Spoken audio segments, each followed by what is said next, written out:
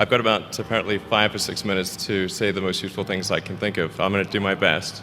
Um, the it was suggested that I distill things down to three items. I think I'll go with four, and I'll try. I think these are pretty important ones. Some of them are going to sound like, well, you've heard it before, but it's worth re-emphasizing. I think the first is you need to work, depending upon how well you want to do, and particularly if you're starting a company, you need to work super hard.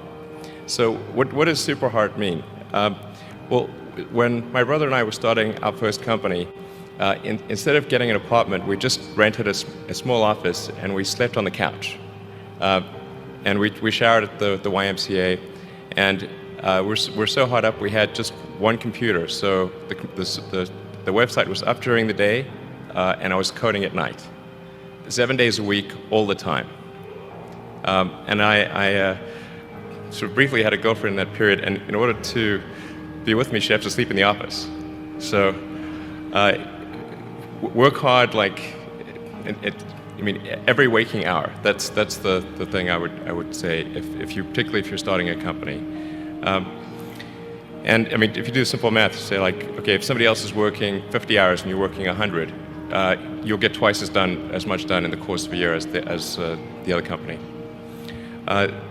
The other thing I'd say is that if you're creating a company or if you're joining a company, the most important thing is to attract great people. So either join a group that's amazing, that you really respect, or if you're building a company, you've got to gather great people. I mean, all a company is a group of people that have gathered together to create a product or service.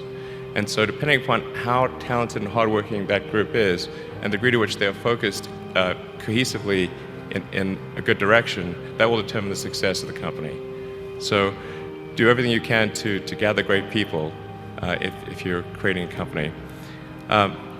Then I'd say focus on signal over noise. A lot of companies get confused. They spend money on things that don't actually make the product better. So, for example, at Tesla, we've never spent any money on advertising. We put all of the money into R&D and manufacturing and design to try to make the car as good as possible. I think that's the way to go. So for any given company, just can keep thinking about, are these efforts that people are expending, are they resulting in a better product or service? And if they're not, stop those efforts. And then the final thing is to sort of don't just follow the trend.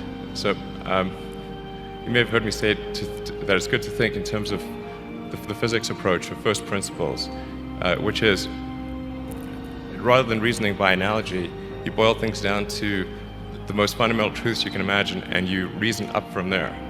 And this is a good way to figure out if something really makes sense, or if it's just what everybody else is doing.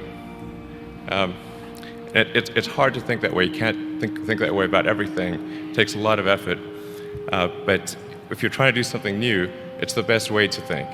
And that framework was developed by physicists to figure out counterintuitive things like quantum mechanics. So it's really a powerful method.